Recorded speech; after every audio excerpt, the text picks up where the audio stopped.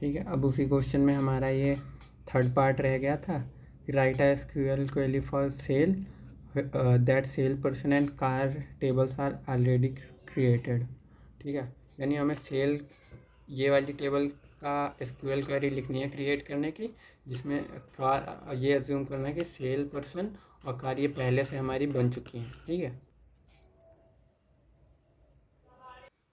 ठीक है। इसमें क्या करना है हमें कि ये अज्यूम करना है थर्ड क्वेश्चन में कि सेल पर्सन वाली आईडी मतलब ये सेल पर्सन वाली टेबल हमें क्रिएट करनी है। ठीक है, और ये सेल वाली क्रिएट करनी है ना, हाँ सेल वाली हमें क्रिएट करनी है और सेल्स पर्सन आईडी और कार हमारी क्रिएटेड है। ठीक है, तो जस्ट हमें SQL क्वेरी लिखनी है, create table sales person ID int, serial number int ले लेते हैं, डेट को डेट ले लेते हैं, फिर सेल प्राइस इंट लेते हैं, और यहाँ पे एक कंडीशन और दी हुई है। ठीक है, कि जो सेल प्राइस है वो होने चाहिए 10,000 से 50,000 के बीच में। जब हम यहाँ पे सेल प्राइस क्रिएट कर रहे होंगे इंट, तो एक चेक कंडीशन लगा देंगे कि सेल प्राइस होनी चाहिए बिटवीन 10,000 एंड 50,000। ठीक है, ये हमारी चेक कंडीशन लग जाएगी एक, तो ये हमारा हो जाएगा। फिर प्राइमरी की हम डिक्लेयर कर देंगे सेल्स पर्सन आईडी और सीरियल नंबर को।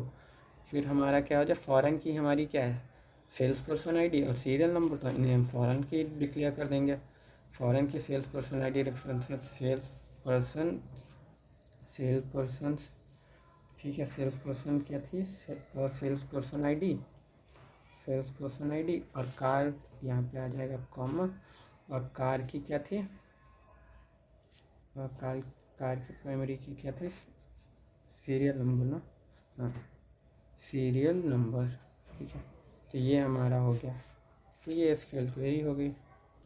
अब देख, अब इनकी हमें SQL क्वेरी लिखनी है। ठीक है, ये टेबल हमें गिवन है। अब ये कह रहा है retrieve the part number and part name that are supplied to exactly 2 project. देख एग्जैक्टली 2 एग्जैक्टली 3 यहाँ पे आए, तो हम यहाँ पे क्या करते हैं, एग्रीगेट फंक्शन यूज़ करते हैं। यानी एग्रीगेट का मतलब है हम ग्रुप बाई क्लॉज यूज़ करेंगे, क्योंकि बिना ग्रुप बाई क्लॉज के हम एग्रीगेट यूज़ नहीं कर सकते। ठीक है,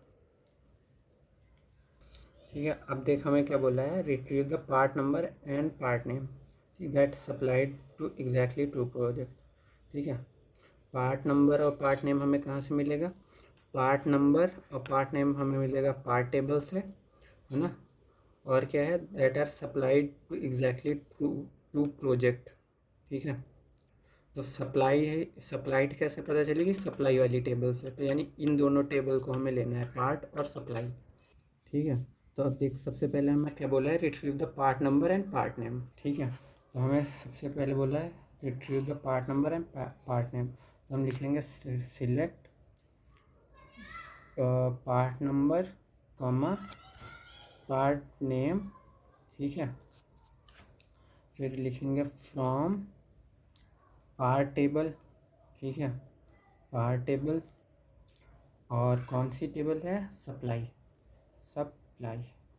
ठीक है, तो अब देख अगर हम ऐसे लिखेंगे सिलेक्ट पी नेम, ठीक है, फ्रॉम पार्ट कॉमा, ठीक है, कॉमा सप्लाई।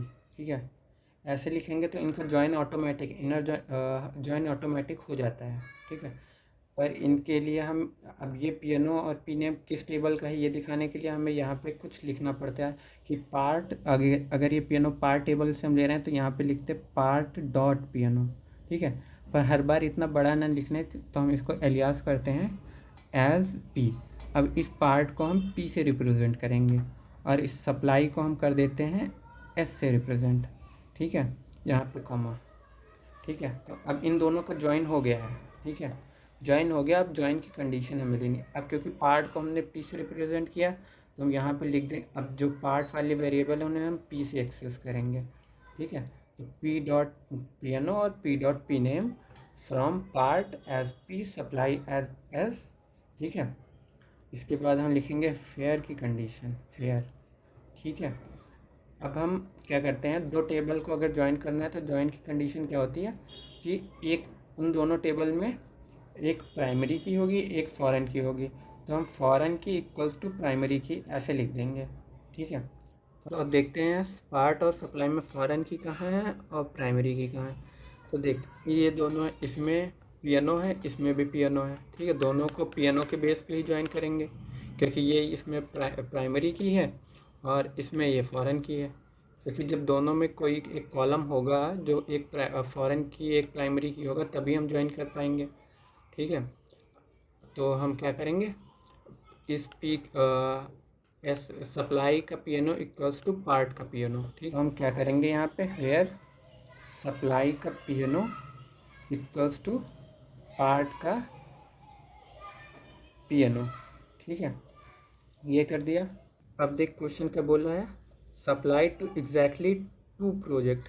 तो सप्लाई टू एग्जैक्टली 2 प्रोजेक्ट यानी हमें काउंट करना पड़ेगा कि एग्जैक्टली 2 कहाँ पे हैं, ठीक है। तो अब काउंट हम नीचे यूज़ करने के लिए हम पहले ग्रुप बाई का क्लॉज का यूज़ करेंगे, ग्रुप बाई, ठीक है। और फिर जो आगे यहाँ फ्रॉम से पहले जितने कॉलम लिखे होते हैं वो हम लिख देंगे, ठीक है। तो P dot piano comma P dot P name, ठीक है।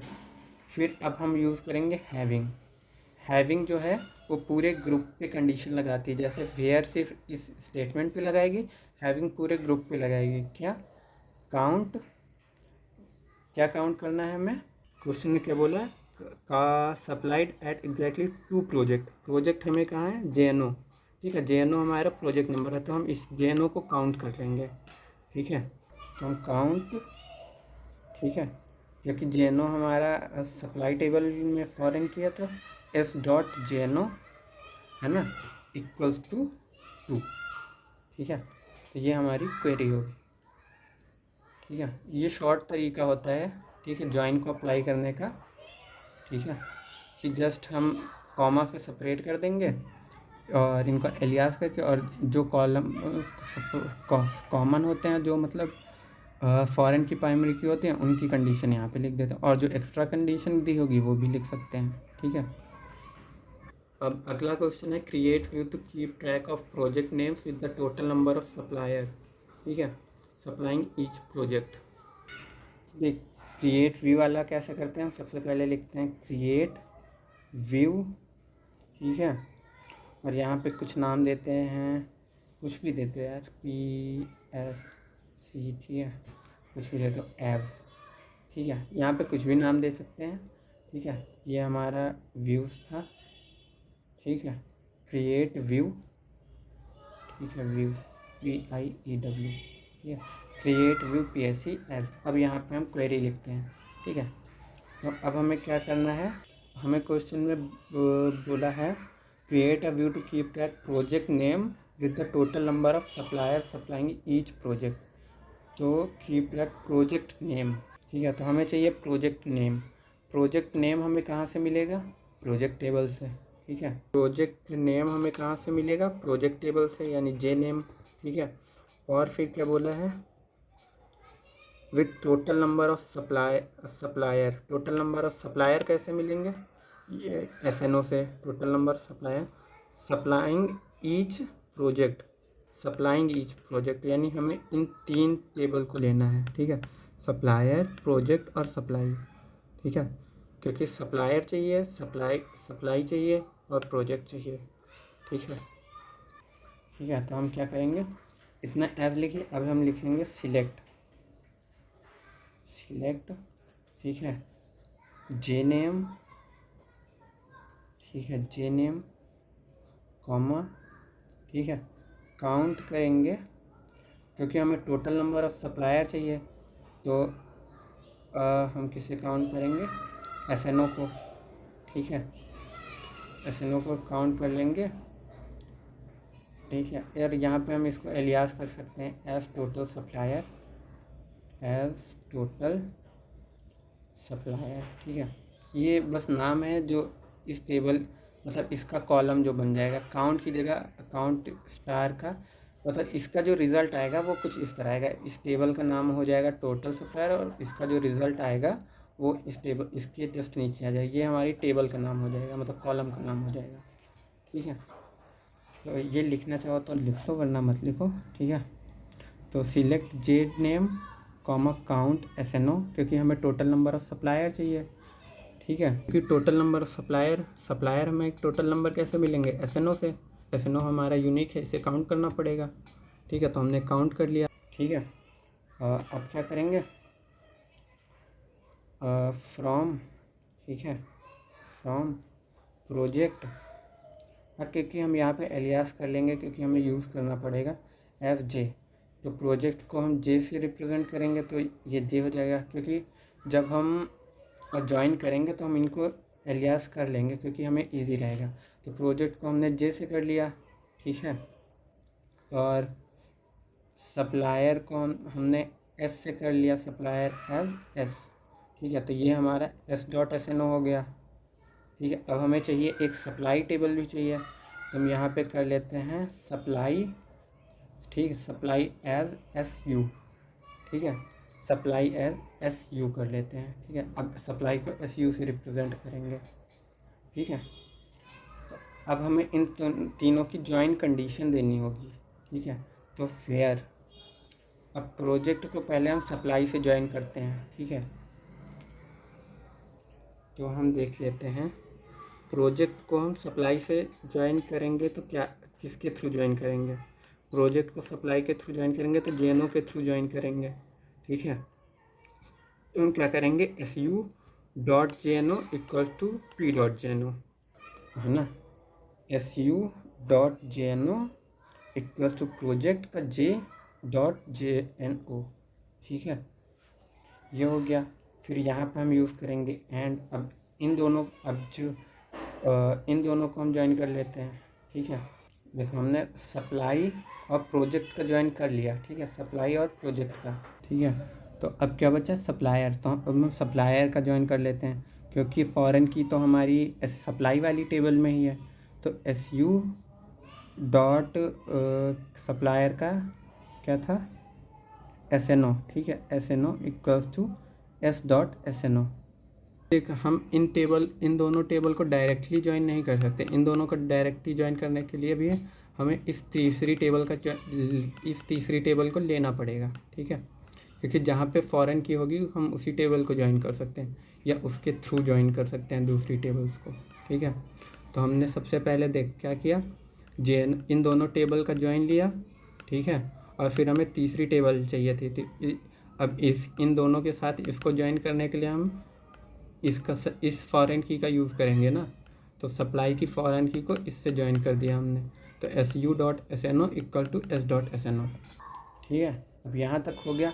अब क्योंकि हमने यहाँ पे क्या काउंट यूज़ किया है तो हम ग्रुप बाई भी यूज़ करेंगे, ठीक है, ग्रुप बाई, ठीक है। तो ग्रुप बाई हम यूज़ करेंगे तो इस कॉलम, जो पहले कॉलम है फ्रॉम से पहले जो कॉलम होते हैं, ठीक है, ये हमारे कॉलम है, तो हम इसका नाम लिख देंगे J.JName, ठीक है। काउंट वाले का नहीं लिखते हैं, ठीक है, अगर कोई कॉलम होता तो उसका लिखते हैं J.JName, ठीक है। अगर इसका सोच रही हो तो ये भी नहीं लिखा जाएगा, ठीक है, क्योंकि ये काउंट को ही रेफर कर रहा है, ठीक है। तो ये हो गया हमारा। क्वेश्चन ने क्या बोला था, create view to keep track the project name with total number of supplier supplying each product, ठीक है। तो हमारा क्या हो गया, project name, total number of supplier supplying each product, ठीक है। तो हमने कंडीशन दे दी तो हमें ये वाला हमारा सॉल्व हो गया। अब देखिए जो है, retrieve the project name, supplier name and part name, ठीक है। Retrieve the project name, supplier name and part name हमें कहाँ से मिलेगा, देख लेते हैं। प्रोजेक्ट नेम, सप्लायर नेम और क्या है, project name, supplier name and part name, project, supplier और पार्ट। अब इन तीन टेबल को हमें ज्वाइन करना है, ठीक है। अब क्योंकि इन तीनों में कहीं फॉरेन की है नहीं तो हम चौथी टेबल का यूज़ करेंगे ही, ठीक है। और इसमें भी वैसे भी सप्लाइड मेंशन है तो हमें यूज़ करना ही पड़ेगा, ठीक है। तो इसका यूज़ करके हम इन तीनों को ज्वाइन करेंगे। तो सबसे पहले क्या करेंगे, सिलेक्ट, ठीक है, ठीक, देख हमें क्या सिलेक्ट करना था, P नेम, ठीक है, S नेम और J नेम, यानी पार्ट नेम, ठीक है, सप्लायर नेम और प्रोजेक्ट नेम, ठीक है।